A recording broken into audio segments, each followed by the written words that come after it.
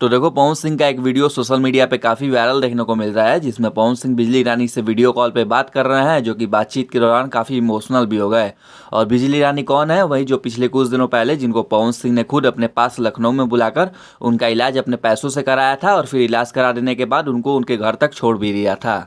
तो उन्हीं की तबीयत को लेकर पवन सिंह को कॉल करते हैं, और बातचीत के बीच में ही पवन सिंह थोड़ा सा इमोशनल हो जाते हैं, यानी वीडियो कॉल पे रो देते हैं, क्योंकि बिजली रानी का तबीयत अभी अचानक से खराब हो गया। और जैसे ही इसका सूचना पवन सिंह तक पहुंचता है कि बिजली रानी का तबीयत अचानक से बहुत ज़्यादा सीरियस हो गया है, तो पवन सिंह वीडियो कॉल करके हालचाल लेते हैं और उनके तबीयत को लेकर थोड़ा सा इमोशनल हो जाते हैं, जैसा कि आप सबने इस वीडियो में देखा।